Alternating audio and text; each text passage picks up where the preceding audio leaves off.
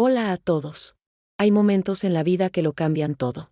Para mí, ese momento comenzó con una sonrisa amable y una promesa de 45 euros por hora. Suena bien, ¿verdad? Demasiado bueno para ser verdad, y lo era. Me llamo Marisol y en 2006, cuando tenía 24 años, fui víctima de trata de personas para explotación sexual en España. Todo por creer en una oferta de trabajo como niñera. Mi historia es un recordatorio de que el peligro a veces viene con una sonrisa amable y palabras dulces. Hoy estoy aquí para contarles cada detalle de lo que viví. Por razones de seguridad, mi nombre real no es Marisol, y he cambiado algunos nombres en esta historia. Pero cada sentimiento, cada miedo, cada momento de desesperación y esperanza que les voy a contar, es absolutamente real. Antes de comenzar mi historia, quiero pedirles que se suscriban a este canal, den like y compartan este video. Es importante que estas historias se conozcan. Cuéntenme en los comentarios desde dónde están viendo esto y si conocen a alguien que haya pasado por una experiencia similar. Lo que voy a contarles hoy no es fácil, pero es necesario. Todo comenzó en Valencia, España. Aunque no, en realidad comenzó mucho antes, en Guatemala, mi país natal. Permítanme retroceder un poco. Me había graduado recientemente en Administración de Empresas, una carrera que elegí para complacer a mi padre, aunque nunca me apasionó realmente. Tenía un hijo pequeño de poco más de un año. El padre de mi hijo vivía en Estados Unidos. Nuestra relación había terminado, pero él seguía siendo parte de nuestra vida, enviando dinero ocasionalmente para el niño. Vivía cerca de mis padres. Nuestra relación era cercana, más de amigos que de padres e hija. Mi padre tenía un pequeño negocio, una papelería, donde conseguí trabajo temporal mientras buscaba algo relacionado con mi carrera. El sueldo no era gran cosa, pero me permitía cuidar de mi hijo mientras vivía con mis padres. Las mañanas en la papelería eran tranquilas. El olor a papel nuevo, los estudiantes comprando materiales, los colores de los cuadernos y bolígrafos, era un trabajo sencillo, honesto.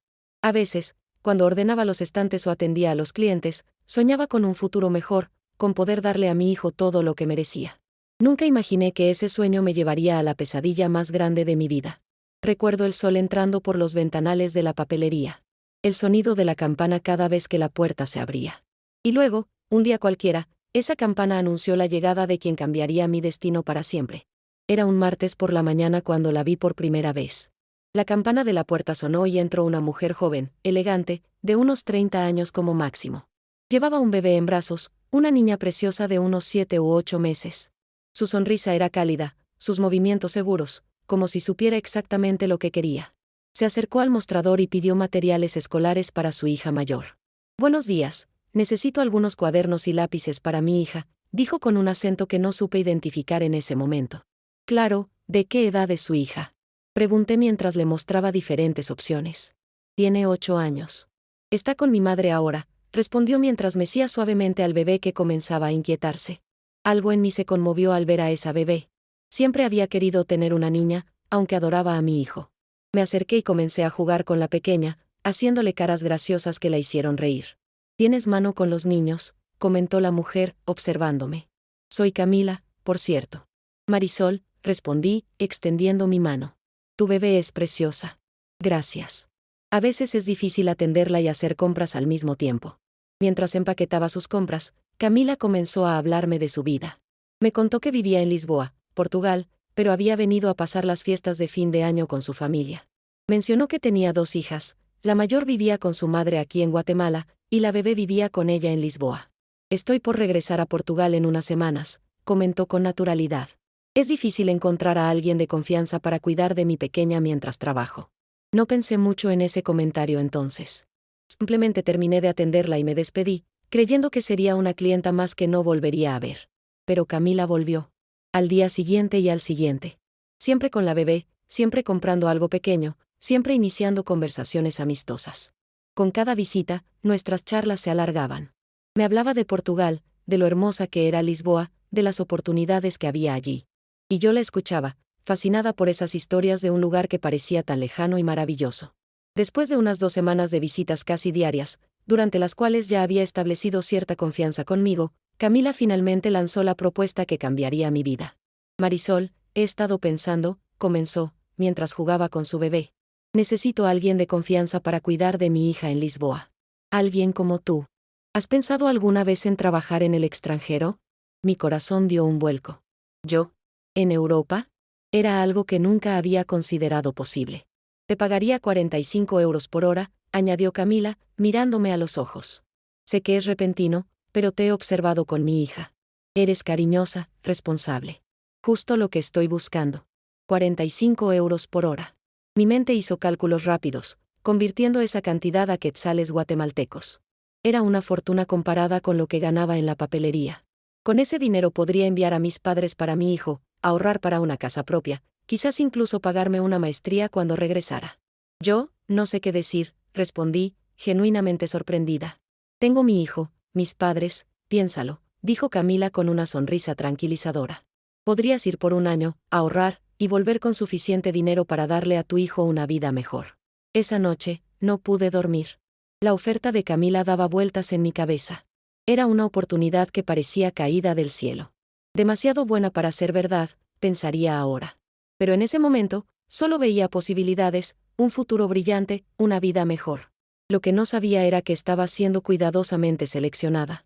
Que cada sonrisa de Camila, cada visita aparentemente casual, era parte de un plan meticuloso. Un plan para convertirme en mercancía. Los días siguientes fueron un torbellino de dudas, ilusiones y conversaciones intensas con mi familia. Cuando les conté sobre la oferta de Camila, las reacciones fueron mixtas. Mi padre, un hombre experimentado y precavido, frunció el ceño inmediatamente. «No conoces a esta mujer, Marisol», dijo con preocupación en sus ojos. «¿Cómo puedes confiar en alguien que apareció de la nada hace unas semanas?» Mi madre compartía su inquietud, pero lo que más les preocupaba a ambos era mi hijo. «¿Y qué pasará con el niño?», preguntó mi madre, sosteniéndolo en sus brazos mientras dormía. «¿Vas a dejarlo aquí? ¿Qué dirá su padre?». Eran preguntas válidas, preguntas que yo misma me hacía en las noches mientras contemplaba el techo de mi habitación. Pero por cada duda, Camila parecía tener una respuesta perfecta. Cuando le mencioné las preocupaciones de mis padres, Camila sugirió algo que ahora reconozco como parte de su estrategia: pidió conocerlos. «Entiendo que tus padres estén preocupados», dijo con una sonrisa comprensiva. «Es normal. Yo sería igual si mi hija recibiera una oferta así. ¿Por qué no me invitas a tu casa? Así pueden conocerme mejor y ver que soy una persona real, no una fantasma». Y así fue como Camila llegó a nuestra casa. Recuerdo el nerviosismo que sentí mientras preparábamos todo para recibirla. Mi madre cocinó su mejor platillo, mi padre limpió la sala obsesivamente, y yo me aseguré de que mi hijo estuviera bien vestido y peinado. Queríamos dar una buena impresión, como si nosotros fuéramos quienes estaban siendo entrevistados. Camila llegó puntual, elegante como siempre, con el bebé en brazos. Trajo un pequeño obsequio para mi hijo y flores para mi madre. Pequeños detalles que ablandaron incluso el corazón escéptico de mi padre. Durante la comida, Camila habló de su vida en Lisboa con tanto detalle que era imposible no creerle. Describió su apartamento, el barrio, la guardería donde planeaba inscribir a su bebé cuando fuera un poco mayor. Habló de su trabajo, ahora no recuerdo qué dijo que hacía, un detalle que debería haberme alertado, y explicó por qué necesitaba una niñera de confianza. «En Lisboa no conozco a nadie como Marisol», dijo, mirando a mis padres. «Alguien con estudios, responsable, cariñosa con los niños. Les prometo que cuidaré de ella como si fuera mi hermana menor». Mi tía, que también estaba presente, quedó encantada con Camila. Después de que se marchó, fue la primera en animarme. «No pierdas esta oportunidad, sobrina», me dijo con entusiasmo. «¿Sabes cuántas jóvenes darían lo que fuera por una chance así? Europa, un buen sueldo, un trabajo digno». Incluso mi padre parecía menos receloso, aunque seguía teniendo reservas. Mi madre estaba más preocupada por mi hijo, pero cuando le expliqué que podría enviarles dinero suficiente para darle todo lo que necesitara, poco a poco fue aceptando la idea. Camila siguió visitándonos. Almorzó con nosotros varias veces, se ganó la confianza de mi familia. Era paciente, metódica, sabía exactamente qué decir y cuándo decirlo. Ahora entiendo que era su trabajo, ganarse nuestra confianza, eliminar cualquier duda, hacer que la idea de irme con ella a Portugal pareciera lo más natural del mundo.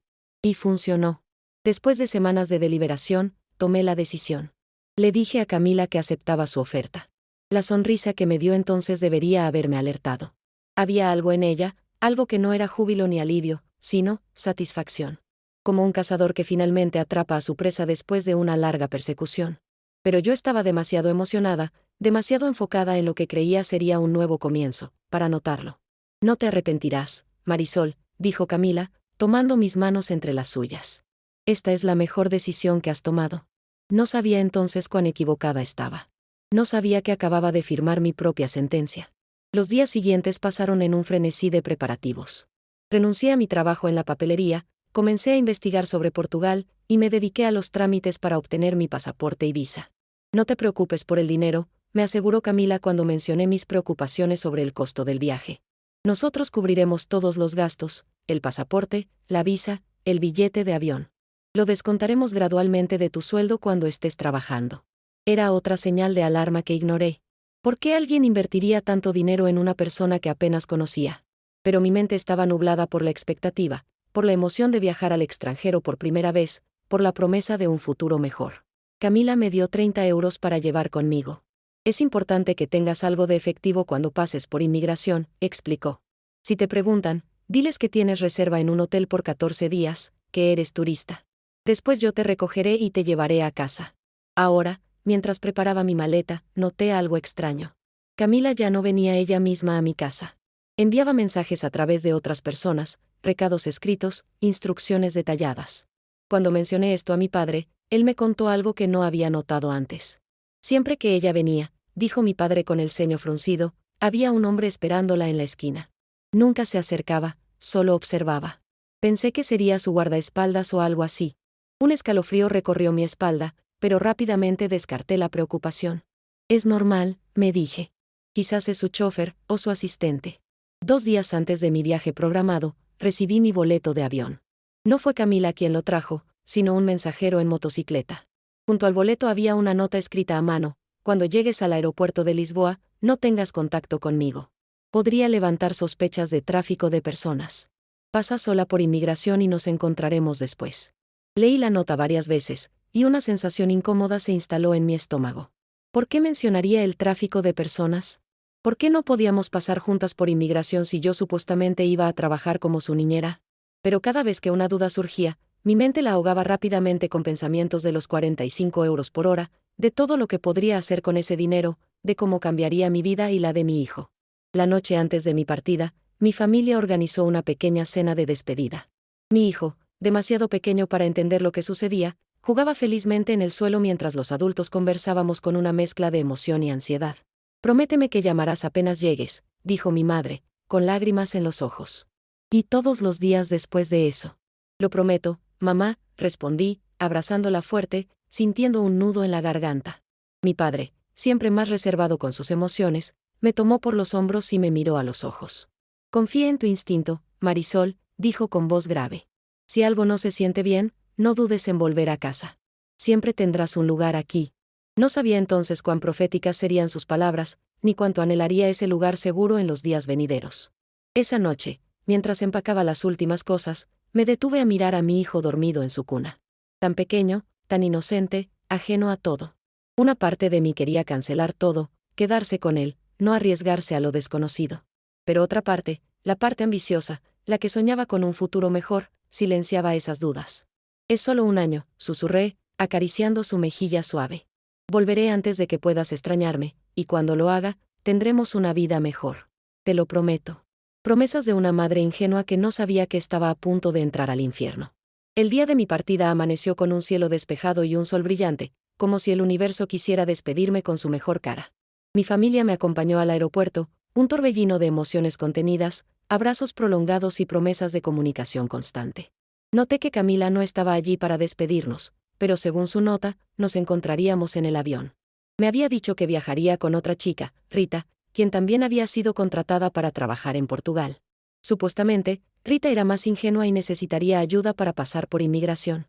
El primer tramo del vuelo, desde Guatemala hasta Sao Paulo, Brasil, donde haríamos escala, transcurrió sin incidentes. Mi asiento estaba lejos de Camila y Rita, lo que me pareció extraño, pero asumí que era parte de su estrategia para no levantar sospechas. Era la primera vez que viajaba en avión fuera de mi país, y todo me parecía emocionante: las azafatas con sus uniformes impecables, las comidas servidas en bandejas pequeñas, la sensación de estar suspendida entre las nubes. En el aeropuerto de Sao Paulo, durante nuestra larga espera para el siguiente vuelo, Camila se acercó a mí, pero mantuvo cierta distancia. Hablaba conmigo y con otros pasajeros en la sala de espera, creando la impresión de que éramos solo conocidos casuales, no un grupo que viajaba junto. Ahora entiendo que estaba evitando que cualquier oficial de seguridad pudiera sospechar que estaba traficando personas. Cuando finalmente abordamos el vuelo de Sao Paulo a Milán, Italia, no directamente a Lisboa, como me había dicho inicialmente, Camila, Rita y yo nos sentamos juntas. Durante el vuelo, Camila repasó conmigo lo que debía decir en inmigración. Cuando lleguemos a Milán, pasarás sola por inmigración, me instruyó en voz baja. Si te preguntan, ¿eres turista? Vas a Lisboa por 2 semanas. Tienes tu reservación de hotel, tienes dinero. No menciones nada sobre trabajo, ¿entendido? Mi estómago se contrajo con nerviosismo, pero asentí. Cada paso que dábamos parecía alejarme más del plan original, pero seguía confiando en Camila, seguía creyendo que al final de este complicado viaje me esperaba un trabajo legítimo y bien pagado. Cuando aterrizamos en Milán, sentí un nudo en el estómago mientras me separaba de Camila y Rita para pasar por el control de inmigración. Repetía mentalmente lo que debía decir, preguntándome por qué tenía que mentir si supuestamente iba a un trabajo legal. ¿Motivo de su viaje a Europa?, preguntó el oficial, mirándome con ojos escrutadores. Turismo, respondí, intentando mantener mi voz firme. Voy a pasar 2 semanas en Lisboa. ¿Tiene reservación de hotel? Sí, por 14 días, mostré la confirmación que Camila me había dado. ¿Fondos para su estadía? Mostré los euros que llevaba conmigo, esperando que fueran suficientes. El oficial me miró un momento más, como si pudiera ver a través de mi mentira, pero finalmente selló mi pasaporte y me dejó pasar. Sentí un alivio momentáneo, seguido inmediatamente por una nueva ola de ansiedad. ¿Por qué mi supuesta empleadora me hacía mentir para entrar a Europa? Una empleadora legítima debería haberme ayudado a obtener una visa de trabajo apropiada, no hacerme pasar como turista. Camila y Rita también pasaron sin problemas, y nos reunimos en la zona de equipajes. Fue entonces cuando Camila me dio una noticia inesperada. Cambio de planes, dijo con naturalidad. No iremos directamente a Lisboa. Mi marido nos recogerá aquí y conduciremos, así podrán conocer un poco de Italia y España antes de llegar a Portugal. Pero, ¿y tu bebé?, pregunté, notando por primera vez que la niña que supuestamente yo cuidaría no estaba con nosotras. Está con mi madre, respondió rápidamente. La recogeremos en unos días, cuando te hayas acostumbrado al cambio horario y a tus nuevas responsabilidades. Otra explicación razonable, otro cambio de planes que acepté sin cuestionar demasiado. Pero dentro de mí, las alarmas comenzaban a sonar cada vez con más fuerza. La niña no estaba con nosotras. El destino había cambiado. Estábamos mintiendo a las autoridades. ¿En qué me había metido? Fuera del aeropuerto de Milán, un hombre de unos 45 años nos esperaba. Era alto, bien vestido, con un aire de autoridad que imponía respeto inmediato. Camila nos lo presentó como su marido, Carlos. Bienvenidas a Europa, señoritas, dijo con un acento español marcado, sonriendo mientras nos abría la puerta del coche. Espero que hayan tenido un buen vuelo. Entramos al vehículo, un sedán negro elegante pero discreto. Yo en el asiento trasero junto a Rita, Camila adelante con Carlos. Mientras salíamos del aeropuerto, Carlos explicó el plan. Vamos a dar un pequeño tour, dijo, mirándome por el espejo retrovisor. Pasaremos la noche en un hotel y mañana continuaremos hacia Lisboa. Quiero que conozcan un poco de Europa antes de empezar a trabajar. Sonaba razonable, incluso considerado. Pero a medida que avanzábamos por la autopista, comencé a notar cosas inquietantes. Carlos y Camila hablaban entre ellos en voz baja, a veces discutiendo, otras veces riendo de chistes privados. Y lo más perturbador, Carlos tenía una pistola. No la sacó ni la empuñó, pero la vi claramente cuando abrió la guantera para sacar unos papeles. Estaba allí, negra y amenazante, un recordatorio silencioso del peligro potencial. Las horas pasaban y seguíamos conduciendo. El paisaje cambiaba, pero mi ansiedad aumentaba. Ya no estábamos en Italia, habíamos cruzado a Francia y luego a España. Estábamos cada vez más lejos de Lisboa, el destino prometido. ¿Falta mucho para llegar?, me atreví a preguntar después de unas 5 horas de viaje. Paciencia, Marisol, respondió Camila con una sonrisa que ya no me parecía amable, sino calculadora. Todo a su tiempo. Miré a Rita, buscando en sus ojos algún indicio de que compartía mi creciente inquietud, pero ella parecía tranquila, casi resignada. ¿Sabía ella algo que yo no? ¿O estaba simplemente más acostumbrada a confiar ciegamente? El sol comenzaba a ponerse cuando Carlos finalmente detuvo el coche frente a un edificio decrépito en lo que parecía ser un pueblo pequeño en algún lugar del norte de España. No era un hotel elegante, ni siquiera una posada decente. Era un prostíbulo. El letrero desgastado, las luces de neón, las mujeres con ropa provocativa en la entrada, no había forma de confundirlo. Mi corazón se aceleró, el pánico se apoderó de mí. Esta no era la vida que me habían prometido. Este no era el trabajo de niñera con sueldo europeo. Esta era la trampa en la que había caído, cegada por la ambición y la ingenuidad. Camila se giró hacia nosotras, su rostro ahora completamente transformado. Ya no era la mujer cálida y maternal que había conocido en la papelería. Era fría, calculadora, profesional en su crueldad. Bienvenidas a su nuevo trabajo, dijo con una sonrisa sarcástica. Aquí serán niñeras, sí, pero de viejos. Y créanme, pagan muy bien por sus servicios. En ese momento, el mundo se derrumbó a mi alrededor. Todas mis esperanzas, todos mis sueños, todo por lo que había dejado a mi hijo y a mi familia, se desvanecieron en un instante. Estaba atrapada en el infierno, a miles de kilómetros de casa, sin dinero, sin contactos, sin escapatoria. Y lo peor de todo, había sido yo quien, paso a paso, había caminado voluntariamente hacia esta trampa. Antes de continuar con mi historia, quiero pedirles que si les está siendo útil, si están aprendiendo algo, den like a este video y suscríbanse al canal. Compartan con sus amigas, con sus hermanas, con cualquier persona que pueda beneficiarse de conocer los peligros que existen. Sus comentarios también son importantes. ¿Conocen a alguien que haya pasado por algo similar? ¿Han tenido alguna experiencia parecida? Cuéntenme abajo. Ahora, sigamos con lo que sucedió después de ese momento devastador. Me quedé paralizada en el asiento trasero del coche, incapaz de procesar completamente lo que estaba sucediendo. Carlos había apagado el motor y ahora nos miraba con una expresión que mezclaba indiferencia y autoridad. La pistola seguía visible sobre la consola, un recordatorio silencioso de que cualquier resistencia sería inútil. Salgan, ordenó con voz firme. No hagan una escena. No intenten nada estúpido. Miré a Rita, buscando alguna señal de que estaba tan horrorizada como yo, pero su expresión era extrañamente resignada. Fue entonces cuando me di cuenta, tal vez ella ya sabía a lo que veníamos. Tal vez para ella no era una sorpresa. ¿Tú sabías de esto? Susurré mientras bajábamos del coche. Sospechaba que no era para ser niñeras, respondió en voz baja. Pero el dinero, necesito el dinero. El edificio frente a nosotras era viejo y desgastado, con luces de neón rojas que parpadeaban débilmente en la creciente oscuridad. El paraíso, decía el letrero. Qué irónico nombre para lo que claramente sería mi infierno personal. Camila nos condujo al interior, pasando por un vestíbulo sórdido donde un hombre corpulento nos miró con desinterés. El olor a alcohol barato, cigarrillos y perfume dulzón me golpeó inmediatamente, haciendo que mi estómago se revolviera. Música latina sonaba a un volumen ensordecedor, y a través de una puerta entreabierta pude ver un salón con luces tenues donde algunas mujeres en ropa provocativa se movían entre mesas ocupadas por hombres mayores. Este es su nuevo hogar, anunció Camila mientras nos conducía por un pasillo estrecho hacia la parte trasera del edificio. Trabajarán aquí de 7 de la tarde a 7 de la mañana, con 2 horas de descanso para cenar y descansar un poco. Los clientes pagan bien, y ustedes se quedarán con una parte. El resto va para pagar su deuda. ¿Deuda? Logré preguntar, encontrando mi voz por primera vez desde que llegamos. Por supuesto, respondió Camila con una sonrisa fría. El pasaje de avión, la visa, la comida, el alojamiento, todo suma. En tu caso, 4.200 euros. Tendrás que trabajar duro para pagarla. 4.200 euros. Una suma astronómica que me mantendría atada a este lugar por quién sabe cuánto tiempo. Y sabía, sin que nadie me lo dijera, que esa deuda probablemente nunca disminuiría realmente. Siempre habría nuevos gastos, nuevas razones para mantenerme atrapada. Llegamos a un apartamento en un edificio cercano. Cuando Camila abrió la puerta, me encontré con un espectáculo que aún hoy me persigue en pesadillas: 17 mujeres, todas jóvenes, todas con ojos que habían visto demasiado, compartiendo un espacio diseñado para quizás 5 personas.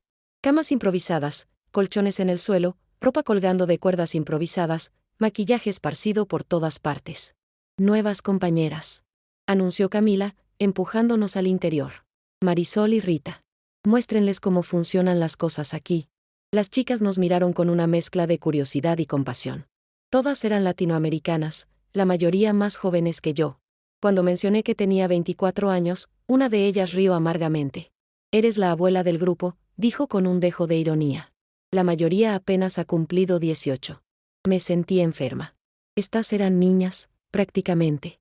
Algunas probablemente habían sido engañadas como yo, otras quizás sabían a lo que venían pero no entendían realmente lo que significaba. Todas atrapadas en una red de la que parecía imposible escapar. Una chica con ojos amables se acercó a mí. Se presentó como Elena, y me explicó en susurros cómo funcionaba todo. Es mejor si cooperas, dijo, con una voz que sugería que había aprendido esta lección de la manera difícil. En 3 meses puedes pagar tu deuda si trabajas bien. Luego eres libre de irte o quedarte, ganando más dinero. ¿En serio te crees eso? Pregunté, incrédula. ¿Realmente piensas que nos dejarán ir así de fácil? Elena se encogió de hombros. Algunas chicas lo han logrado. O eso dicen. De todos modos, no tenemos muchas opciones, ¿verdad? No, no las teníamos. Al menos no en ese momento. Esa noche, me llevaron al club. El paraíso estaba lleno, humo de cigarrillo flotando como niebla bajo las luces rojas y azules. Hombres de todas las edades, pero principalmente mayores, bebían y observaban a las mujeres que se movían entre las mesas, ofreciendo compañía, bebidas, y más. Camila me explicó el sistema: cada bebida que un cliente compraba para mí me daba una comisión. Cada servicio adicional tenía un precio, del cual yo recibiría una parte. Mi estrategia inmediata fue clara: intentaría sobrevivir solo con las bebidas, evitando a toda costa lo demás. Me asignaron un vestido corto y tacones altos que me hacían sentir expuesta y vulnerable. El maquillaje pesado en mi rostro se sentía como una máscara, una barrera entre la verdadera Marisol y esta nueva versión de mí que estaba siendo forzada a existir. Durante toda la noche, me escondí detrás de las columnas del salón, evitando el contacto visual con los clientes, moviéndome constantemente para no ser notada. Logré que un cliente me comprara una bebida, lo que me dio 15 euros. No era mucho, pero era algo. Cuando el club finalmente cerró a las 7 de la mañana, el dueño, un español corpulento y pálido, se acercó a mí. «Primer día, ¿eh?», dijo, con una sonrisa que intentaba ser comprensiva pero que solo me pareció depredadora. «No te preocupes, entiendo que estés cansada del viaje. Mañana será mejor». No respondí. No tenía fuerzas para hablar, para fingir, para nada. Solo quería dormir, despertar y descubrir que todo esto era una pesadilla. En el apartamento, mientras las demás chicas se preparaban para dormir, escuché sus historias. Algunas habían sido engañadas como yo, con promesas de trabajos legítimos. Otras sabían que venían a trabajar en la industria del sexo, pero no esperaban las condiciones de semi-esclavitud. Y lo más perturbador, algunas parecían resignadas, incluso satisfechas con su situación. «Al menos aquí gano más que en Guatemala», dijo una joven que no podía tener más de 19 años. «Quiero comprar una casa para mi madre, un coche para mí. En unos años volveré rica». Sus palabras me dolieron más que cualquier otra cosa. La normalización de esta explotación, la idea de que era simplemente un trabajo como cualquier otro, un sacrificio necesario por dinero. ¿Cuánto tiempo pasaría antes de que yo también comenzara a pensar así? ¿Cuánto tiempo antes de que la necesidad de supervivencia aplastara mi moral, mi dignidad, mi sentido del yo? Esa noche, mientras yacía en un colchón delgado en el suelo, rodeada de mujeres que respiraban suavemente en su sueño exhausto, tomé una decisión: no me quedaría. No importaba los riesgos, no importaba el peligro. Encontraría una manera de escapar. No sabía cómo lo lograría, ni a dónde iría. Solo sabía que prefería morir intentando recuperar mi libertad que vivir como una esclava. Con esa resolución firmemente grabada en mi mente, finalmente me permití dormir. Mañana comenzaría a planear. Mañana daría el primer paso hacia mi libertad. Lo que no sabía entonces era cuán pronto llegaría esa oportunidad, y cuán peligroso sería aprovecharla. El segundo día fue similar al primero. Me levanté tarde, habiendo dormido casi 16 horas de puro agotamiento físico y emocional. Las otras chicas ya estaban despiertas, algunas saliendo para hacer compras o simplemente para caminar por el vecindario. Esto me sorprendió. ¿Pueden salir así nada más?, pregunté a Elena, quien se había convertido en mi guía no oficial. Las que llevan más tiempo, sí, y explicó. Los nuevos solo pueden salir para ir a la biblioteca pública o hacer mandados específicos. No tenemos nuestros pasaportes, así que no podemos ir muy lejos. ¿Dónde está la biblioteca?, pregunté, intentando sonar casual. A unas 3 cuadras, respondió Elena, mirándome con curiosidad. Tiene computadoras gratuitas. Muchas chicas van para hablar con sus familias. Mi corazón dio un vuelco. Computadoras. Internet. Comunicación con el mundo exterior. Era exactamente lo que necesitaba. Necesito contactar a mis padres, dije, lo cual no era mentira. ¿Crees que pueda ir? Elena asintió. Claro, pero regresa pronto. Esta noche todos tienen que trabajar. Salí del apartamento con el corazón latiéndome rápidamente. Por primera vez desde que llegué a España, estaba sola, sin vigilancia directa. Claro, no tenía mi pasaporte, apenas tenía dinero, y estaba en un país extranjero cuyo idioma apenas hablaba. Pero era un inicio. La biblioteca era pequeña pero moderna, con una sección de ordenadores disponibles para uso público. Me senté frente a uno y abrí el Messenger, la plataforma de chat más popular en ese momento. Dudé un momento antes de contactar a mis padres. ¿Qué les diría? ¿Cómo explicaría la situación sin causarles un dolor insoportable? Decidí contactar primero a un amigo, Javier, alguien en quien confiaba pero cuya reacción podría manejar mejor que la de mis padres. Javier, necesito tu ayuda, escribí. Me engañaron. No vine a ser niñera. Me trajeron a un prostíbulo en España. Estoy atrapada. La respuesta tardó unos minutos que se sintieron como horas. ¿Es una broma? ¿Estás bien? ¿Dónde exactamente? Le expliqué brevemente la situación, tratando de incluir todos los detalles importantes sin perder tiempo. Su respuesta me golpeó como un puño en el estómago. Marisol, esto es terrible. Pero piensa en tus padres, en tu hijo. Si escapas y te deportan, ¿qué dirá la gente? ¿Cómo explicarás esto? Nadie te creerá, pensarán que fuiste voluntariamente. Sus palabras reflejaban un miedo común, el estigma, la vergüenza, el que dirán. Por un momento, dudé. ¿Tenía razón? ¿Sería mejor soportar esto en silencio, enviar dinero a casa, pretender que todo estaba bien? No. No podía vivir así. No podía renunciar a mi dignidad, a mi humanidad, por miedo al juicio ajeno. Recordé que tenía una amiga, Teresa, que vivía en Portugal. Nos habíamos conocido años atrás y manteníamos contacto esporádico. Sabía que vivía en el Algarve, en el sur de Portugal. Quizás ella podría ayudarme. La contacté inmediatamente. Teresa, estoy en problemas. Me trajeron engañada a España. Estoy en un burdel.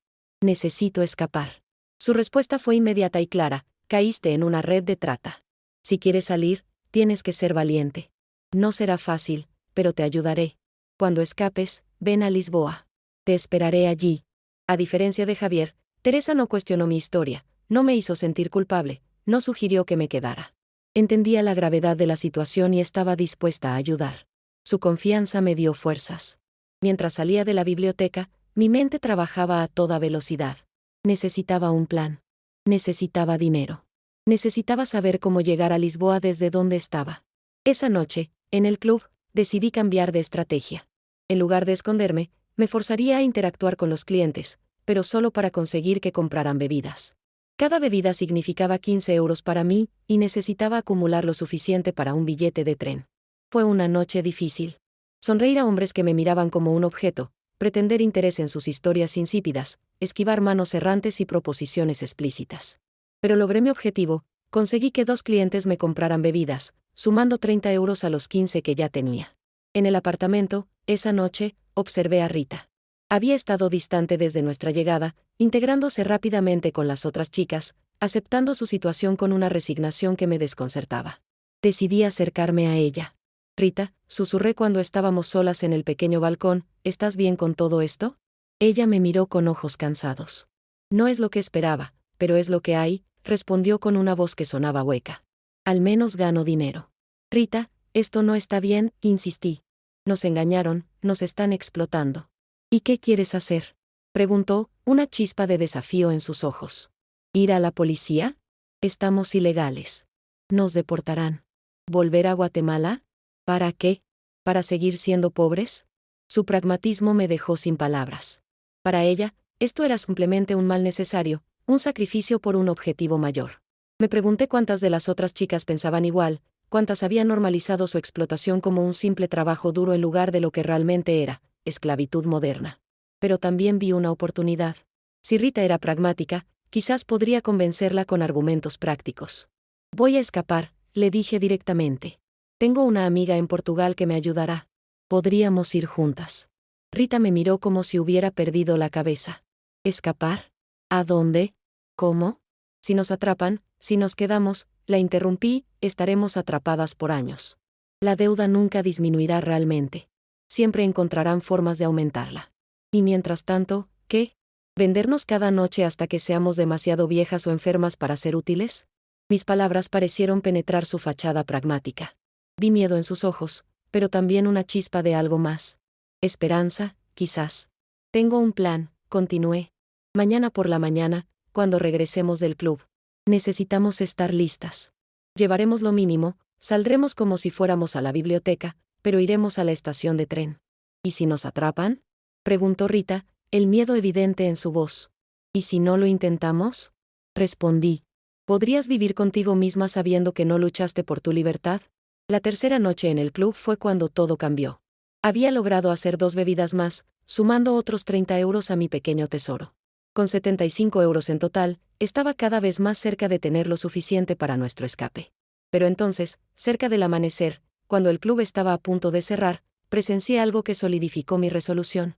El dueño, el español pálido, entró furioso, arrastrando a una de las chicas del apartamento por el brazo. La arrojó al suelo en medio del salón casi vacío y comenzó a golpearla. No puñetazos, pero sí bofetadas violentas que resonaban en el silencio repentino. «Esto es lo que pasa cuando me robas», gritaba, mientras la chica sollozaba, encogiéndose en el suelo. «La próxima vez será peor». Nadie intervino. Ni los pocos clientes rezagados, ni las otras chicas, ni los empleados. Todos miraban en silencio, como si fuera un espectáculo normal, parte del funcionamiento diario del lugar. En ese momento, supe que no podía esperar más. Si me quedaba un día más, podría ser yo la próxima en el suelo, recibiendo golpes por alguna infracción real o imaginaria. Tenía que ser ahora. Cuando regresamos al apartamento al amanecer, me acerqué a Rita. «Tiene que ser hoy», le dije sin preámbulos. «No podemos esperar más». Rita había visto lo mismo que yo. Asintió, el miedo y la determinación luchando en su rostro. «¿Cuál es el plan?», preguntó simplemente. «Empaca lo mínimo en tu bolsa, la misma que usas para ir a la biblioteca para que nadie sospeche.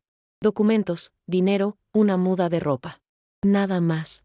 Salimos en 1 hora, cuando todas estén durmiendo». Rita asintió nuevamente y se alejó para prepararse. Yo hice lo mismo, colocando cuidadosamente mis pocas pertenencias en la pequeña mochila que había usado para ir a la biblioteca. Mi pasaporte, que milagrosamente aún tenía conmigo, mi dinero, una camiseta limpia, ropa interior. Todo lo demás tendría que quedarse atrás. Mientras empacaba, miré alrededor del apartamento atestado. Las chicas dormían profundamente, agotadas después de una larga noche de trabajo. Algunas murmuraban en sueños, otras estaban tan quietas que parecían muertas. Por un momento, sentí una punzada de culpa por dejarlas atrás. ¿No debería tratar de ayudarlas también? Pero sabía que no podía salvar a todas. Apenas podía salvarme a mí misma, y quizás a Rita. Si lográbamos escapar, tal vez algún día podríamos hacer algo por las demás. Pero primero, teníamos que sobrevivir. 1 hora después, con nuestras pequeñas mochilas listas y los corazones latiendo como tambores, Rita y yo nos miramos. No eran necesarias las palabras. Ambas sabíamos lo que estaba en juego. Ambas estábamos aterrorizadas pero determinadas. Con un último vistazo al apartamento que había sido nuestra prisión, abrimos la puerta y salimos al pasillo. El primer paso hacia la libertad, o posiblemente hacia un peligro aún mayor. Lo que no sabíamos era que nuestro escape apenas comenzaba, y que los mayores desafíos aún estaban por venir. Las primeras luces del amanecer se filtraban entre los edificios cuando Rita y yo salimos del apartamento. El aire fresco de la mañana golpeó mi rostro como una bendición después de días respirando el aire viciado del club y el apartamento atestado. Por un momento, me sentí libre, viva, aunque sabía que aún estábamos muy lejos de la verdadera libertad. Caminamos rápido pero sin correr, tratando de no llamar la atención. Las calles estaban casi desiertas a esa hora, solo algún trabajador madrugador o borracho rezagado cruzándose en nuestro camino. Nadie nos prestaba atención, lo cual era exactamente lo que queríamos. «La estación de tren está por allá», dije, señalando según las indicaciones que había memorizado durante mi visita a la biblioteca. «Son unos 20 minutos caminando». Rita asintió, demasiado nerviosa para hablar. Su rostro mostraba una mezcla de miedo y determinación que probablemente reflejaba el mío propio. A medida que nos acercábamos a la estación, mi mente repasaba frenéticamente nuestro plan. Teníamos que llegar a Lisboa. Teresa nos esperaría allí. Pero primero teníamos que salir de España, y con solo 75 euros entre las dos, no estaba segura de que fuera suficiente para el viaje completo.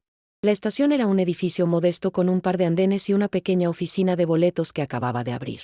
Me acerqué al mostrador, consciente de mi aspecto desaliñado y mi acento extranjero. «2 billetes a Lisboa, por favor», pedí en mi mejor español. El vendedor, un hombre mayor con ojos cansados, tecleó algo en su computadora. «No hay trenes directos a Lisboa desde aquí», respondió. «Tendrían que ir primero a Coimbra, y de allí tomar otro tren a Lisboa». «¿Cuánto costaría llegar a Coimbra?», pregunté, temiendo la respuesta. 45 euros por persona, respondió. Mi corazón se hundió. Teníamos suficiente para un solo billete, no para 2. Miré a Rita, la desesperación comenzando a apoderarse de mí. En ese momento, una señora mayor que limpiaba la estación se acercó a nosotras. Había estado observándonos, y algo en nuestras expresiones o en nuestra situación debe haber despertado su compasión. «Están escapando, ¿verdad?», preguntó en voz baja, en un español con fuerte acento portugués. Nos quedamos paralizadas. ¿Era una trampa? ¿Debíamos negarlo? Antes de que pudiéramos decidir, la mujer continuó: he visto a muchas como ustedes, dijo con tristeza. Jóvenes, asustadas, con poco dinero, tratando de llegar a Portugal. Vengan conmigo. Nos condujo a un rincón apartado de la estación, donde no podían oírnos. Con 45 euros solo llegarán a Coimbra, explicó. Les daré algo para comer, y cuando llegue el tren, mi compañero les avisará. Nadie las molestará dentro de la estación. No sabía si confiar en esta mujer, pero algo en sus ojos, en la forma en que nos hablaba, me decía que era sincera. Además, no teníamos muchas opciones.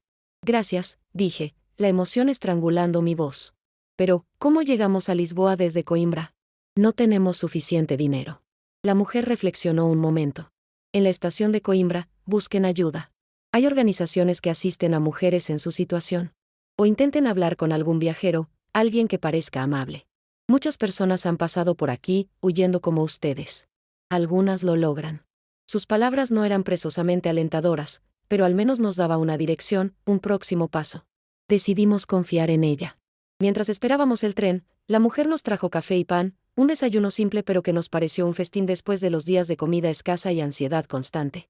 Mientras comíamos, ella siguió hablando, compartiendo historias de otras mujeres que habían pasado por allí, algunas con finales felices, otras no tanto. La gente sabe lo que pasa en esos lugares, dijo, refiriéndose al club. Pero miran para otro lado. Es más fácil fingir que no ven, que no saben. Me preguntaba cuántas personas como ella habían visto nuestra situación pero habían elegido no intervenir. Cuántas habían sido cómplices por omisión, por miedo, por indiferencia. Y cuán afortunadas éramos de haber encontrado a alguien que sí se preocupaba. Finalmente, un hombre se acercó a nosotras.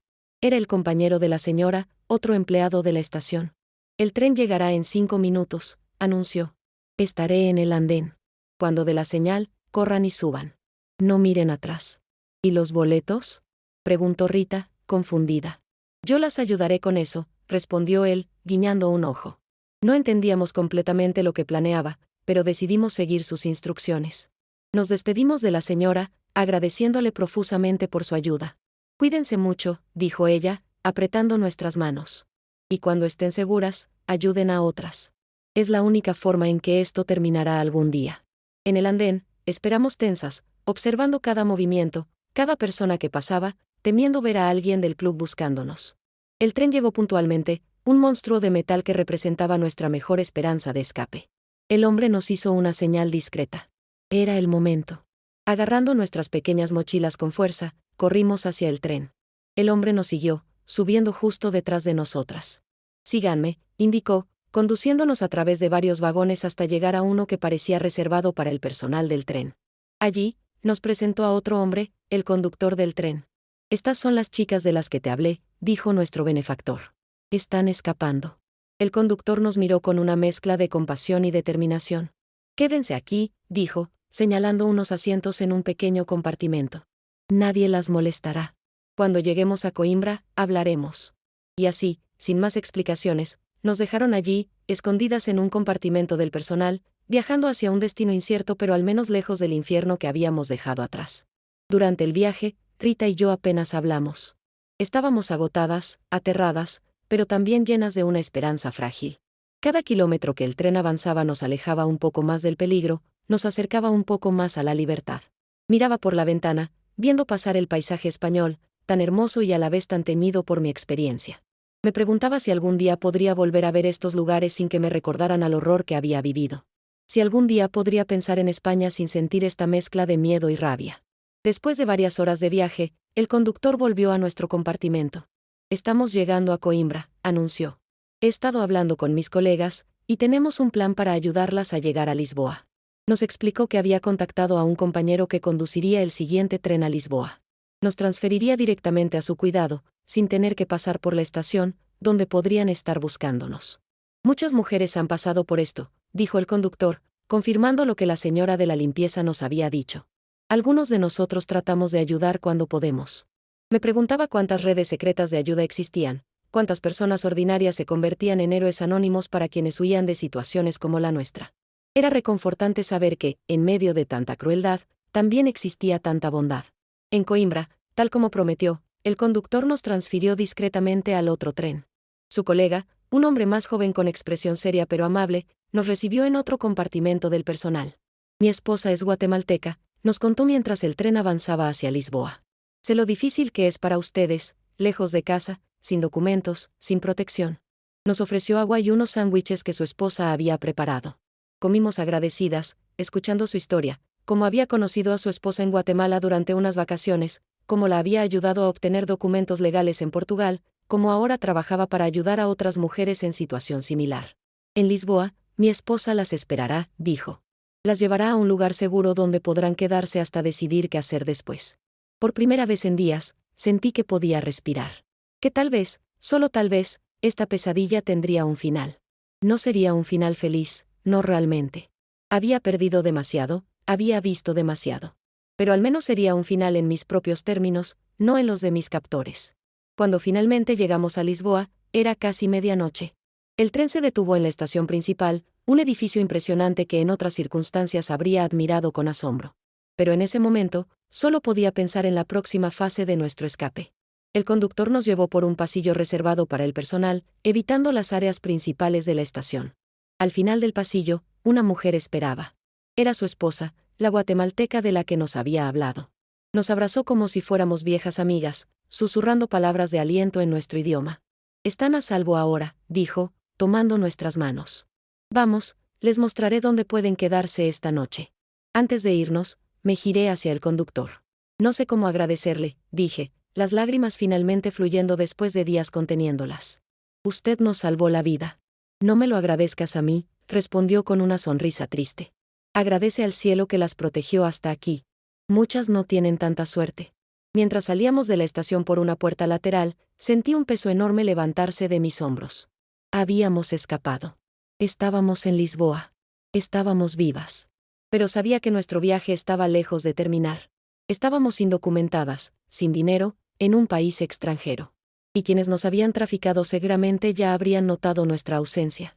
La verdadera batalla por nuestra libertad apenas comenzaba.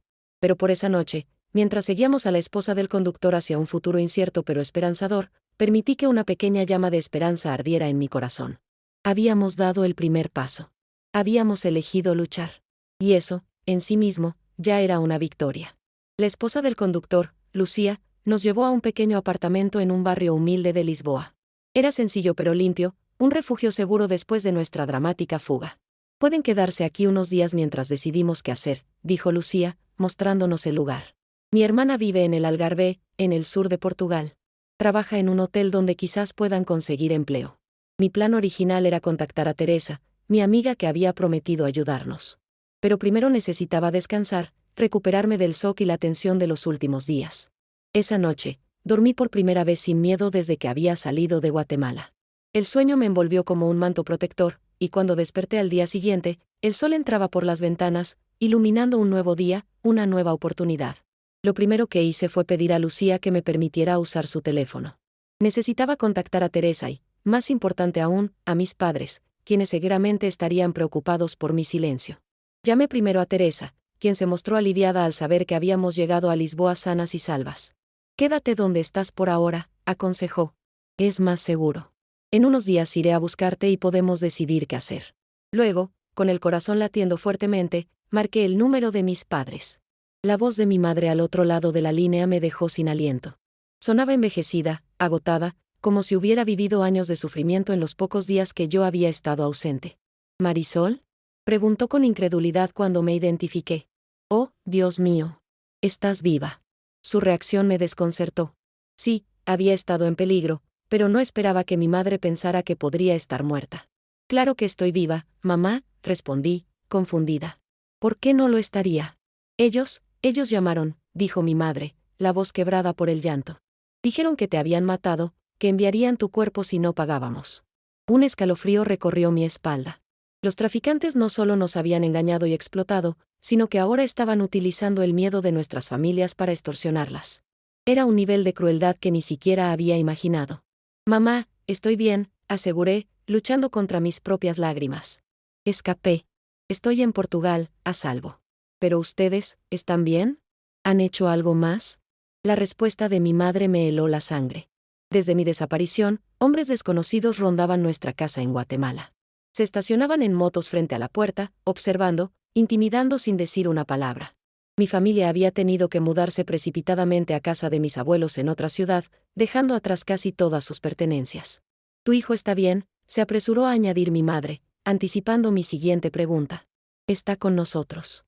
Pero tenemos miedo, Marisol. No sabemos qué quieren estas personas. Quieren dinero», pensé. «Quieren recuperar su inversión, su mercancía perdida. O simplemente quieren venganza por haber escapado, por haber desafiado su poder. No vuelvan a casa», dije con firmeza. «Quédense donde están. No hablen con extraños, no confíen en nadie que no conozcan bien». Después de asegurarles que estaba a salvo y que encontraría la manera de solucionar todo esto, colgué el teléfono con una nueva determinación.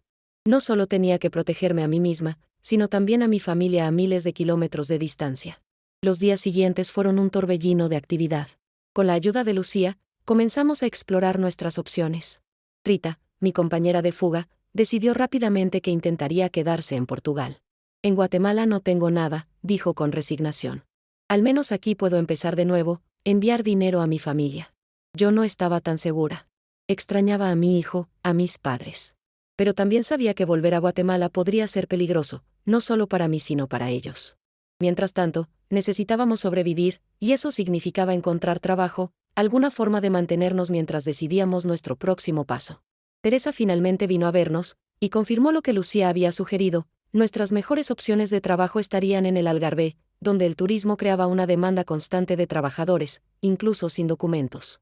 «En el hotel donde trabajo siempre necesitan camareras de piso», explicó la hermana de Lucía, quien había venido a conocernos. «El trabajo es duro, las horas largas, pero pagan puntualmente y no hacen demasiadas preguntas sobre tu situación».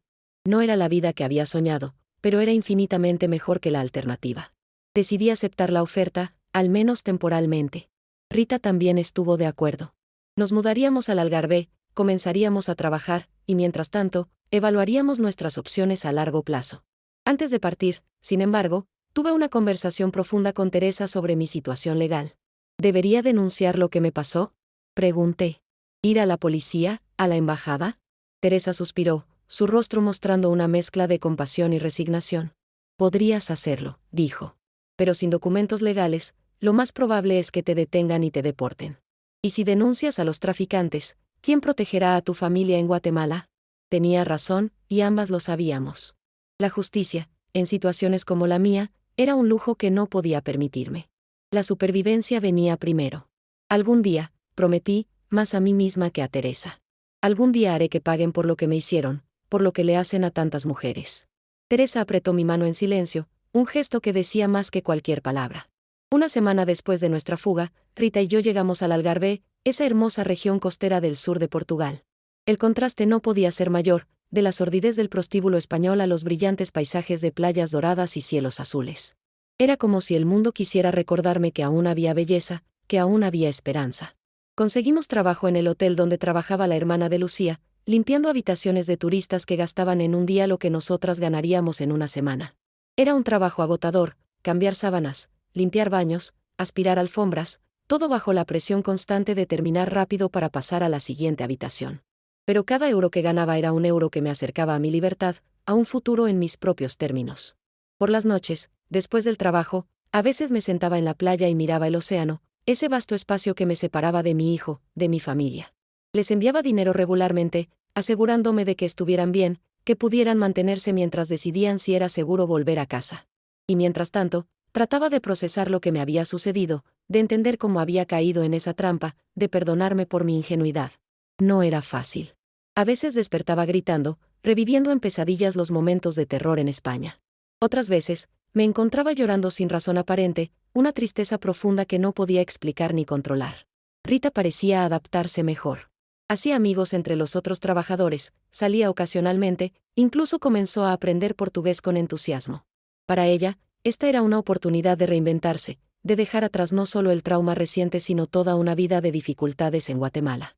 Yo era más reservada, más cautelosa. El trauma me había cambiado, me había enseñado a desconfiar, a ver peligro potencial en cada oferta amable, en cada sonrisa demasiado amplia. Me concentraba en mi trabajo, en ahorrar dinero, en mantenerme en contacto con mi familia. El resto podía esperar. Un día, aproximadamente 3 meses después de nuestra llegada al Algarve, recibí una llamada de mi madre. Su voz sonaba diferente, más ligera, casi esperanzada. Los hombres se han ido, dijo con cautela, como temiendo tentar al destino. No los hemos visto en semanas. Tu padre cree que podríamos volver a casa pronto. Sentí un alivio inmenso, pero también cautela. ¿Realmente se habían dado por vencidos? ¿O era una estrategia para bajar nuestras defensas? Esperen un poco más, aconsejé. Solo para estar seguros. He estado ahorrando. Pronto tendré suficiente para comprar mi billete de vuelta, o para que ustedes vengan aquí si es necesario. Mi madre quedó en silencio un momento. ¿Volverás a casa?, preguntó finalmente. Era la pregunta que yo misma me hacía cada día. ¿Volvería a Guatemala, a mi vida anterior, a los recuerdos y riesgos potenciales? ¿O me quedaría en Portugal, construiría una nueva vida desde cero, quizás traería a mi hijo conmigo cuando fuera posible? No lo sé, mamá, respondí honestamente. Estoy tratando de decidir qué es lo mejor para todos. Lo que no le dije a mi madre, lo que apenas me atrevía a admitirme a mí misma, era cuánto había cambiado. Ya no era la joven ingenua que había salido de Guatemala con sueños de una vida mejor. Había visto el lado oscuro de la humanidad, había experimentado traumas que ninguna persona debería vivir. ¿Cómo podría volver a ser la Marisol de antes? ¿Cómo podría ser la madre que mi hijo recordaba? Y sin embargo, el anhelo de abrazarlo, de ver su rostro, de ser parte de su vida mientras crecía, era un dolor constante en mi pecho. Un dolor que ningún paisaje hermoso, ningún trabajo estable, ninguna nueva oportunidad en Portugal podría aliviar. Esa noche, después de la llamada con mi madre, tomé una decisión. Volvería a Guatemala. No inmediatamente, sino cuando tuviera suficiente dinero ahorrado, cuando estuviera segura de que el peligro había pasado. Volvería, no como una víctima derrotada, sino como una sobreviviente, como alguien que había enfrentado lo peor y había salido adelante. Y mientras tanto, seguiría trabajando, ahorrando, planeando. Porque si algo había aprendido de toda esta experiencia, era que la vida podía cambiar en un instante, para bien o para mal. Y que la verdadera fortaleza no estaba en evitar caer, sino en levantarse cada vez, no importa cuán dolorosa sea la caída. Con esa resolución en mente, regresé a mi pequeña habitación en el albergue de trabajadores, donde Rita ya dormía profundamente. Mañana sería otro día de trabajo duro, de limpieza y cansancio. Pero cada día me acercaba más a mi objetivo, a mi reunión con mi hijo, a la posibilidad de un nuevo comienzo. Y eso, por ahora, era suficiente para seguir adelante. Antes de continuar con el desenlace de mi historia, quiero recordarles la importancia de compartir este video. Si les está resultando útil, si creen que puede ayudar a prevenir que otras personas caigan en trampas similares, por favor den like, suscríbanse y compartan. Sus comentarios también son valiosos. ¿Conocen a alguien que haya pasado por algo similar? ¿Qué señales de alerta creen que son importantes reconocer? Ahora, continuemos. Pasaron 8 meses más antes de que finalmente reuniera el valor y los recursos para regresar a Guatemala. 8 meses de trabajo incesante, de ahorrar cada euro posible, de llamadas constantes a mi familia para asegurarme de que seguían a salvo. Durante ese tiempo, mi vida en el Algarve adquirió una rutina predecible. Trabajaba 6 días a la semana en el hotel, limpiando habitaciones durante el día y ocasionalmente ayudando en la cocina por las noches para ganar un dinero extra. Vivía en un pequeño apartamento que compartía con Rita y otra mujer guatemalteca que también trabajaba en el hotel. Nuestras vidas eran simples, centradas en el trabajo y la supervivencia. Rita había decidido quedarse en Portugal indefinidamente. Había conocido a un hombre portugués, un pescador local con el que había iniciado una relación, y estaba comenzando a construir una vida allí. Me alegraba por ella, por su capacidad de dejar atrás el trauma y encontrar felicidad. Yo no había sido tan afortunada en ese aspecto. La confianza, especialmente en los hombres, era algo que me resultaba difícil recuperar. Una tarde, mientras limpiaba una habitación del hotel, encontré un periódico abandonado por algún huésped. En la página internacional, un pequeño artículo captó mi atención: desmantelada red de tráfico de personas en España y Guatemala. Con el corazón latiendo aceleradamente, leí la noticia. Según el artículo, la policía había desarticulado una organización dedicada a traficar mujeres desde Latinoamérica para explotación sexual en España. Entre los detenidos figuraba una mujer guatemalteca que reclutaba a las víctimas y varios ciudadanos españoles que gestionaban los clubes donde las mujeres eran explotadas. Los nombres no se mencionaban, pero la descripción de la operación coincidía perfectamente con lo que yo había vivido. Sentada en la cama a medio hacer, con el periódico temblando en mis manos, sentí una mezcla contradictoria de emociones. Alivio, al saber que estos criminales estaban enfrentando la justicia. Rabia, porque ninguna sentencia podría compensar realmente el daño que habían causado a tantas vidas. Y una tristeza profunda, porque sabía que por cada red desmantelada, otras seguirían operando, atrapando a más mujeres inocentes en sus redes. Esa noche, llamé a mis padres y les conté sobre el artículo. Mi padre confirmó que había escuchado rumores sobre detenciones relacionadas con tráfico de personas en nuestra ciudad, pero no conocía los detalles específicos. Lo importante es que estás a salvo, Marisol, dijo mi padre con voz firme. Y que pronto estaremos juntos de nuevo. Sí, respondí, sintiendo que finalmente era el momento. He decidido volver el próximo mes. Tengo suficiente ahorrado, y parece que el peligro ha pasado. La alegría en la voz de mi madre fue toda la confirmación que necesitaba de que había tomado la decisión correcta. Las semanas siguientes pasaron en un torbellino de preparativos. Renuncié a mi trabajo en el hotel, compré mi billete de avión, empaqué las pocas pertenencias que había acumulado durante mi estancia en Portugal. Me despedí de Rita, prometiendo mantenernos en contacto, aunque ambas sabíamos que nuestros caminos probablemente nunca volverían a cruzarse. Había sido mi compañera en el infierno y en la huida, un vínculo que nunca olvidaría, pero nuestras vidas ahora tomaban direcciones diferentes. El vuelo de regreso a Guatemala fue una experiencia surrealista. Mientras el avión cruzaba el mismo océano que había cruzado más de un año atrás, reflexioné sobre todo lo que había cambiado. Ya no era la joven ingenua que había partido con sueños de un futuro mejor. Era una sobreviviente, endurecida por la experiencia pero también más sabia, más consciente de mi propia fortaleza. Cuando finalmente aterricé en Guatemala, mis padres y mi hijo me esperaban en el aeropuerto. La visión de mi pequeño, que ahora tenía casi 3 años y apenas me reconocía, me llenó de una emoción abrumadora.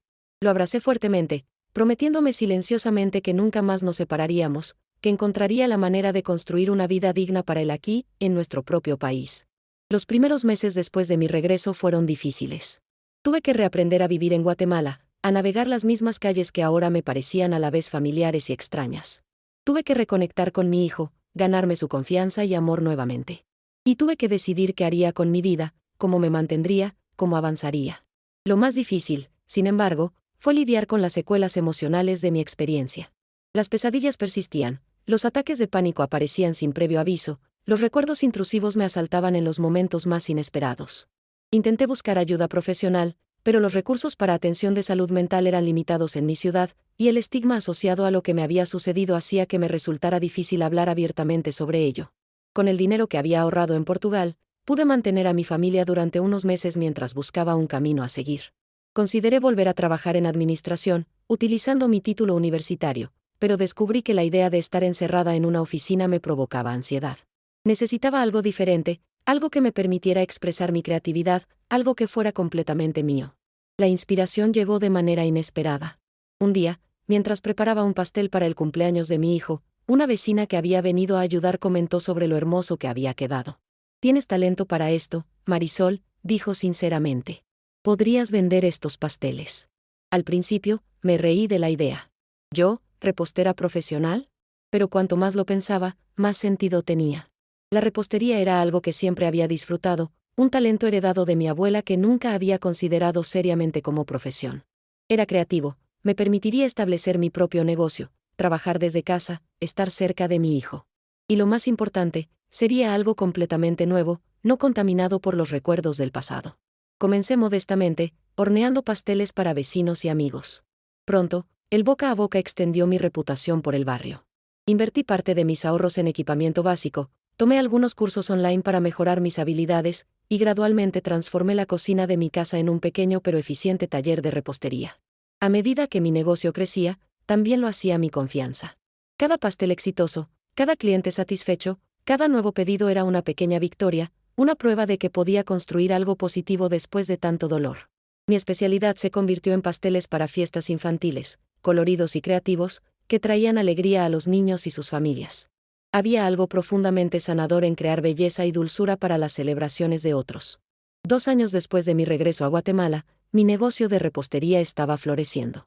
Había contratado a 2 ayudantes, había ampliado mi oferta para incluir postres tradicionales guatemaltecos con un toque moderno, y estaba ahorrando para abrir una pequeña tienda propia. Mi hijo, ahora en edad preescolar, estaba creciendo feliz y seguro, sin conocer los detalles de lo que su madre había vivido durante su separación. Pero a pesar de mi éxito profesional y la estabilidad recuperada, seguía sintiendo que mi historia estaba incompleta. Que había una deuda pendiente, no solo con mi pasado sino con las innumerables mujeres que seguían atrapadas en situaciones similares a la que yo había vivido. Mujeres que quizás no habían tenido la suerte, la determinación o la ayuda que yo tuve para escapar. Un día, mientras veía un reportaje en televisión sobre tráfico de personas, tomé una decisión. No podía cambiar el pasado, no podía deshacer el daño que me habían causado, pero podía utilizar mi experiencia para ayudar a prevenir que otras cayeran en las mismas trampas. Podía romper el silencio, contar mi historia, convertir mi dolor en propósito. Con el apoyo de mi familia, contacté a una organización local que trabajaba con sobrevivientes de tráfico de personas. Les ofrecí mi testimonio, mi disposición para hablar públicamente, para educar, para concienciar. Al principio fue aterrador, exponer mi vulnerabilidad, revivir los momentos más oscuros, enfrentar posibles juicios o incomprensión.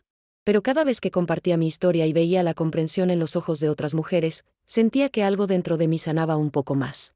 Comencé a dar charlas en escuelas, advirtiendo a jóvenes sobre los métodos de los traficantes. Participé en talleres para profesionales que trabajaban con poblaciones vulnerables. Colaboré con campañas de prevención, aportando mi perspectiva como sobreviviente para hacer los mensajes más efectivos y realistas. Y a través de todo este activismo, descubrí algo sorprendente, que al ayudar a otros a protegerse, también me estaba ayudando a mí misma. Que al convertir mi trauma en una herramienta para el bien, le estaba dando un significado, un propósito que trascendía el dolor y la injusticia. Hoy, 10 años después de mi experiencia, soy dueña de una pastelería exitosa que emplea a varias mujeres, muchas de ellas también sobrevivientes de diferentes formas de violencia o explotación.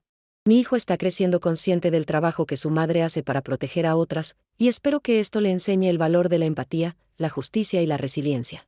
Y aunque las cicatrices de mi pasado nunca desaparecerán completamente, ya no definen quién soy ni limitan lo que puedo lograr. Son parte de mi historia, sí, pero no son toda mi historia. Son un capítulo oscuro en un libro que sigue escribiéndose, un libro que ahora contiene también capítulos de esperanza, de propósito y de amor. Mi nombre es Marisol, y soy una sobreviviente. Pero soy también mucho más que eso, soy madre, soy emprendedora, soy activista, soy amiga, soy hija. Y cada día, con cada pastel que hornea, con cada historia que comparto, con cada vida que toco, recuerdo que lo más importante que soy, lo que nadie pudo quitarme a pesar de todo, es humana. Plenamente, imperfectamente, indestructiblemente humana. Al final de este relato, quiero hablarles directamente, sin filtros, de corazón a corazón. No como una víctima buscando compasión, sino como una sobreviviente compartiendo lecciones aprendidas dolorosamente. El tráfico humano no es algo que solo sucede en películas o a personas muy diferentes a nosotros. Está más cerca de lo que creemos, operando en las sombras de nuestras comunidades, acechando a personas comunes como yo, como ustedes, como sus hijos, hermanas, amigas. ¿Cómo puede uno protegerse? ¿Qué señales debemos reconocer? Permítanme compartir lo que he aprendido. Primero, desconfíen de ofertas que parecen demasiado buenas para ser verdad. 45 euros por hora por cuidar niños sin experiencia previa ni referencias en un país extranjero debió haber activado todas mis alarmas. El dinero fácil, las promesas de lujo, las oportunidades únicas suelen ser el cebo perfecto. Segundo, investiguen a fondo. En mi desesperación por mejorar mi situación, no verifiqué la identidad de Camila, no busqué información sobre su supuesta empresa, no consulté con agencias oficiales sobre requisitos legales para trabajar en el extranjero. Internet pone mucha información al alcance de nuestras manos, usémosla. Tercero, presten atención a los pequeños detalles que no encajan. Camila nunca me dio una dirección concreta en Lisboa, nunca me mostró un contrato formal, cambió constantemente sus planes y comunicación. Estos detalles que ignoré fueron en realidad enormes banderas rojas. Cuarto, si alguien les pide que mientan a las autoridades o que pasen por inmigración separados para no levantar sospechas, salgan de ahí inmediatamente. Los empleadores legítimos siguen procesos legales y transparentes. Y quinto, confíen en su intuición. En varios momentos sentí que algo no estaba bien, pero ignoré esa voz interior por vergüenza, por miedo a perder una oportunidad, por no querer parecer paranoica. Esa voz interna existe por una razón, escúchenla. Para quienes ya han sido víctimas y han sobrevivido, quiero decirles, no están solos. Su valor al sobrevivir ya es un acto de resistencia. Su trauma no define quiénes son ni limitará lo que pueden llegar a ser. La sanación no es lineal, tendrán días buenos y días malos. Sean pacientes con ustedes mismos. Y para quienes nunca han experimentado esta forma particular de explotación, les pido que no juzguen a quienes han caído en estas trampas. Nadie elige ser traficado. Las circunstancias, la desesperación, la falta de oportunidades y los manipuladores hábiles crean la tormenta perfecta que puede engullir incluso a la persona más inteligente y cautelosa. El tráfico humano prospera en el silencio y la vergüenza. Al compartir mi historia, espero quebrar ese silencio, iluminar las tácticas de los traficantes, y quizás, solo quizás, evitar que otra joven madre, otra estudiante ambiciosa, otra persona buscando un futuro mejor, caiga en la trampa que yo caí. Mi viaje desde víctima a sobreviviente a activista no ha sido fácil. Ha requerido enfrentar mis peores miedos, perdonarme a mí misma, reconstruir mi sentido de valor y seguridad. Pero cada paso ha valido la pena, porque me ha llevado de vuelta a mí misma, a una versión más fuerte y sabia de quién soy realmente. Si hay algo que quiero que recuerden de mi historia, no es el horror de lo que viví, sino la posibilidad de reconstrucción que existe después. No importa qué tan oscura sea la noche, el amanecer siempre llega eventualmente. Y cuando lo hace, ilumina un paisaje que quizás esté cambiado, cicatrizado, pero que sigue siendo hermoso en su propia manera imperfecta. Esta es mi historia. Cruda, dolorosa, pero también llena de esperanza. Espero que al compartirla, haya encendido una pequeña luz que guíe a alguien hacia la seguridad, o que ilumine el camino hacia la sanación para otro sobreviviente. Gracias por escuchar. Gracias por creer. Y sobre todo, gracias por compartir, porque al hacerlo, ustedes también se convierten en parte de la solución, en aliados en la lucha contra esta forma moderna de esclavitud que sigue robando demasiadas vidas. Mi nombre es Marisol, y esta es mi verdad. No permitan que se quede aquí, en este video. Llévenla consigo, compártanla, úsenla para protegerse y proteger a quienes aman. Porque al final, nuestra mejor defensa contra quienes comercian con la vida humana es la información, la vigilancia y la solidaridad. Cuídense mucho, y recuerden, siempre hay esperanza, siempre hay un camino de regreso a la luz, incluso desde los lugares más oscuros. Marisol mira directamente a la cámara, una sonrisa serena en su rostro. Si este video les ha resultado útil, por favor suscríbanse, den like y compartan. Podemos salvar vidas juntos, una historia a la vez.